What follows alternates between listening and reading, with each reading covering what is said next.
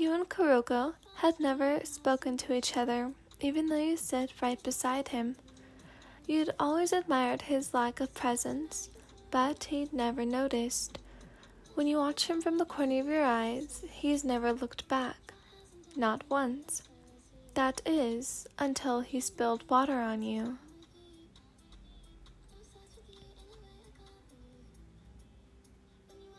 Beep, beep, beep. Your iPhone vibrated once again, signaling for you to wake up for school. Oh, shut up, you yelled at your phone, and was about to throw it when you realized what you were about to do. You put down your phone and sat up to rub your eyes, and then decided to get ready. You took a bath and then cooked breakfast.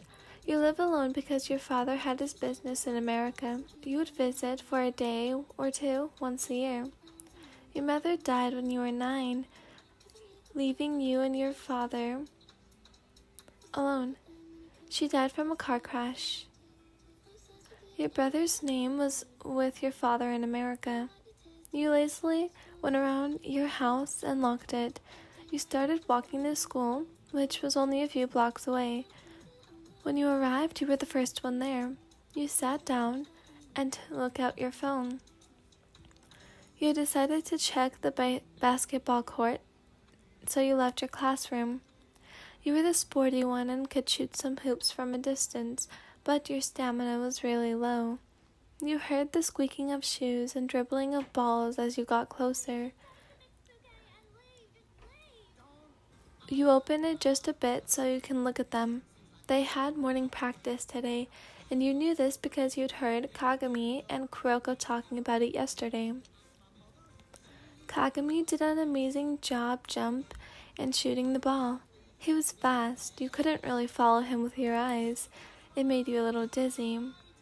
You decided to leave at the thought of being caught, but when you turned around, the next thing you knew, you were on top of a guy, and white cold water was thrown on your back, and cups were on your head. You tried to open your eyes, but failed because of the cold liquid over you. "Gomenasai," the calm guy said, but you felt angry that your hair was now sticky. You stood up and wiped your eyes, about to yell, but you stopped midway. It was none other than Koroku. He also stood up as you blushed. You'd always admired him, and now he was looking at you. "Are you all right, Ellen-san?" he asked, and you nodded, unable to speak. You shivered a bit as wind blew around you. Koroku seemed to notice this, and opened his bag to give you a towel. Suddenly, as he was handing it to you, a dog with black and white fur jumped out of his bag. "Aw," you said, and was totally in love with it. You went down to its height and pet it with your hand, the one that wasn't wet. It let you pet it without hesitation and made a cute face. "Is this your dog, Tetsuya-kun?" you asked as you wiped your head with the other free hand with Koroku's towel. "Yeah," he replied. "His name is Nigo," he introduced. You changed into a shirt that you luckily had in your bag. Class had already started when you arrived. This was the first time that you were marked late, but you didn't really care. Koroku and Kagami were already at their seats when you sat down. You found a note at your desk and looked around to see if anyone dropped it. You opened the note, and it said, "Dear Ellen-san, I apologize again for what happened a while ago. I want to properly apologize by inviting you to join me and Kagami later after practice at Maggie Burger. My treat. Sincerely, Koroku Tetsuya." You smiled and looked at Koroku, who was listening to the teacher. You got out your pen and wrote on the piece of paper. "Of course, if you don't mind, that is." You checked if the teacher was looking before you threw the paper. It accidentally hit his arm, but he didn't seem shocked. He picked it up with his usual poker face. He then read it and looked at you, which made you blush a bit. He nodded and started listening to the teacher again. You were smiling like an idiot out of joy the rest of the day. School was boring as usual. You were joyful than before, but didn't have much friends, and were happy you were invited. Koroku said to wait for them because they still had practice. You nodded. After they left, you followed them with your so sneaky ninja-style moves. They actually didn't notice that you were behind them as they entered the basketball court. You stayed at the entrance, thankfully for you, and no one noticed you there. Ida Riko gave them the warm-up as a start. Suddenly, Nigao jumped out of Koroku's bag and started sniffing around, heading in your direction. Oh no, you thought? Nigao was right in front of you and started barking as you tried to shut him up, but it only caused all eyes to go to you. You froze as Ida Riko started to head toward you. Ano, who are you? She asked with a firm body and pose that made you more tense. You were unable to speak and was sweating with fear. She's with me, Riko-senpai, Koroku said while raising his hand. Ida Riko then nodded her head and looked at you again. If you want to watch practice, then you could sit next to me if you want. She offered, in which you accepted, while Nigo followed from behind. You sat down next to Ida Riko and watched the boys as they started practicing again. I'm Ida Riko, by the way, name, but you can call me Riko instead. Ida introduced herself to you. I'm Ethanolin, and thank you for letting me watch, you said with a smile as Nagu sat in your lap.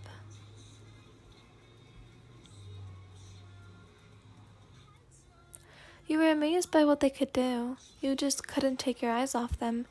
But what confused you was Kagami's training menu. You wanted to tell Riko, but you were too shy. So, instead, you checked your phone and decided to play a game. After a few minutes, you got bored and decided to confront Riko. Riko-senpai? You said, trying to get her attention. You explained how doing another set of that could make Kagami's stamina even higher. She looked at what you were saying and agreed. Suddenly, a thought came to Riko. Her IQ about basketball is quite high. I'm already their coach, so how about making her their manager? Riko nodded, at which you got confused. Alright, I've made up my mind, Riko shouted while standing up, frightening you a bit. You moved backwards. She didn't just grab your attention, but also the players who are now looking at you. You're officially our manager, Ellen-san, she announced out of nowhere, pointing at you with a proper firm stance. Uh-huh. All of you, excluding Koroku, shouted at the sudden outburst of the brunette. You were confused at what was happening right now, and couldn't seem to completely get it in your head. That would not be a bad idea, Koroku said, with his voice still as calm as ever, but deep inside he felt somewhat happy. But I'm not fit to be your manager, you declined but to you thought you would be able to spend more time with Koroku, so you passed it over in your mind. Nonsense, your IQ level's beyond mine. By what you just did now, I would never have noticed it, Riko explained as she gave you a grin. You didn't know what to say. It was true your IQ level was beyond the normal, but still, to be part of Koroku's team was a lifetime opportunity. You knew that you had some day to get your shyness under control. You had no friends because of your problem, but you didn't mind until Koroku came and changed that. Everyone had started to say positive things, and you felt embarrassed to be talked about, but somehow felt something inside of you, a warm feeling that made you happy, the feeling to be with your family, to be a part of a family. Excuse me, I've made my decision, and I think I'd like to be a part of the team. You had that smile where you made everyone, including Riko and Koroku, blush for some reason. You felt extremely happy. You could say that you felt like you never did in your life before. You finally had a family who wouldn't forget you.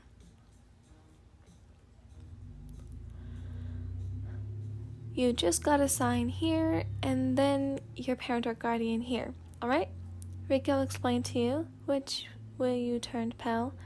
You were living alone, and you were 14, and you had no guardians, and that was a problem. You nodded as Riko handed you the paper and ended the training for today. You were looking over the papers, over the guardian's signature. You started zoning off, not noticing the worried look of the team. You also didn't notice the phantom and the redhead in front of you until the redhead coughed. Yeah? You squeaked out of getting shocked by the duo. You looked at them with your eyes widened. You then folded the paper and put it inside your bag. Let's go? You asked as you stood up and tied your hair up behind you. You got your hair from your mother and your eyes from your father. You always saw your mother when you looked in your appearance because you got her looks. You hadn't seen both of them since a Christmas and really missed them, your father and your brother. Koroku nodded as you all started to walk to your destination. You hid your pain with a smile as Kagami tried to keep up with the conversation. When you reached Maggie Burger, you and Koroku sat down in front of each other while Kagami sat next to Koroku. You were still worried about the signing of parents and couldn't focus on what Kagami was saying. You all ordered what you wanted and fell quiet once again, while Kagami continued blabbering. Lion-san, Koroku said, catching your attention when Kagami left to go to the men's room. Yeah? You stuttered. You didn't know why, but every time Koroku spoke your name, your heart beat faster than ever before. I couldn't help but notice. It seems that something's troubling you, he asked, his eyes widened. Your eyes fell down at the thought, and then you answered. I apologize, please don't answer if you don't want to, he said as Kagami returned, cutting you off. Again, the both of you fell into complete silence, and the atmosphere seemed a bit darker. Kagami tried to lift up the mood, but failed once more. Now he did not know what to do. All of a sudden, a lady came out with your orders. She handed it to all of you and left as fast as she could. She as well felt the bad atmosphere between you and Koroku. You all began to eat, but out of nowhere, your phone rang with your favorite song. You excused yourself and left the discomforting table. You went outside and checked the caller ID. It surprised you to receive a call from your father. Not being able to answer it for a period of time, it ended as you felt bad. You didn't want anything to do with your father, but you still felt bad. You were the obedient child, and you did what was asked. You returned to your seat to find more men in your table. You froze, not being able to stand too much men at the same time. What?